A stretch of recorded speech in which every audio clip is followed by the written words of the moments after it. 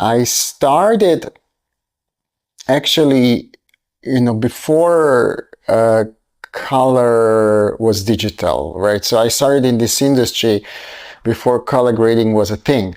I kind of discovered the whole color grading as it first evolved through my job, because what I did back in the 90s, I did an MBA in London, and then through that I got a job at Apple. And my job was to go and visit big clients, and biggest clients were post-production companies. So I discovered this whole kind of, post-production world that looked very exciting, very interesting. And then somehow I got interested more into the whole post-production, and then got offered a job at Sony, which was an amazing job because I was working on a latest equipment, and I was person between the engineering team and people who were testing this new equipment. So I had access to latest toys. And there I basically saw that cinematography is going digital. And it was kind of obvious, but the technology was just not there. And actually Sony had already an amazing, digital cameras and tapes, but it was kind of delaying it because, they were selling the old models very well, and they didn't necessarily want to rush the new products on the market. They were a little bit worried, but that was kind of when HD, high definition was just being born. It was the first HD commissars. And I thought, well, this whole thing is going to change, right? It's going to go digital. It was maybe at first the digital cameras were not so good, but I clearly, had the idea, look, this is just going to get better and better. So I quit my job at Sony. I spent some time in between, just before I started my own business. I spent some time working as a kind of Mr. Wolf of Avid rental. So so basically, back in the day, companies didn't really own Avids. They would rent them, especially in film production.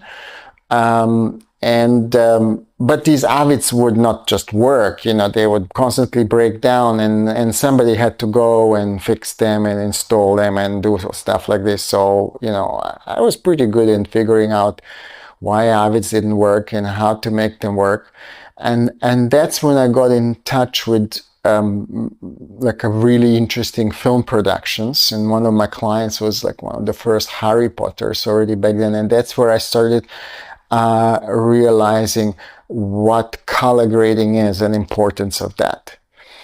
And so I kind of put one and one together. I was really, this is very new thing, this whole digital intermediate, as it was called then. It's so powerful in terms to what's really possible, to be done with an image. And I just thought, with advent of digital cameras, it is going to be more in demand, right? Because back then, you probably had maybe 4 or 5 places in London that were able to do proper DI. And interestingly, there was these 2 big studios, Technicolor and Deluxe, and sometimes they would even give away DI for free just because they were making so much money from film prints. So they were competing against each other, and that basically killed any other companies that were doing independent color grading, who were not in business of film distribution. So there was one really interesting company called Men in White Coats that was doing more independent stuff, and there was some commercials, the big commercials houses motion picture company and frame store, like, you know, they were doing like a grading but on short form, and everybody else was just using some sort of television balancing. You know, I wouldn't really call it color grading. You know, that it was mainly just kind of balancing kind of 709 image. So yeah, I thought, like, you know, this is going to be really an area that's going to grow. And everybody thought I'm completely crazy. Everybody thought, like, you can't really compete against these people. You know, you know, you can't compete against Technicolor Deluxe. The investment, you know, to put together a digital, you know, grading system was millions. Was you know, because you had to have film scanners, film printers, special rooms, you know, premises. And then again, even if you had everything, it would be very hard for you to create a business out of it, because, as I said, like, you know, the big distributors were competing for the printing work and were heavily discounting the eye. But I thought, like, yes, if everything was to stay on film, it would never change. And also I noticed that there was a big resistance from all these big companies to go digital, because, you know, they were making really like all their money on distributing film on film prints, and that was millions and millions. So it was absolutely not in their interest to switch to digital cameras, nor it was in their interest to switch to digital distribution. And they were really dragging their feet. They really didn't want to adopt this new technology. They were really not interested in it. So I thought, okay, that could be an opportunity.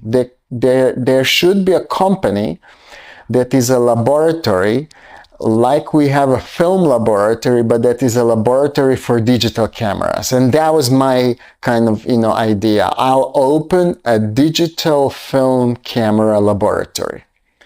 And there was not many really digital cameras back then. There was Dalsa, which was crazy big. No one really wanted to shoot with it. Then there was a Phantom camera that was gaining a lot of popularity in commercials, especially. And then this little company from the US that was using, but actually I met that company called SI2K through a friend in Germany, who was prepping for this movie that was supposed to shoot in India called Slumdog Millionaire. And it was shot by this crazy cinematographer called Anthony Mantle, who was normally experimenting with you know, digital cameras, even like those kind of, you know, mini DV cameras and stuff. So he was not afraid to shoot digital.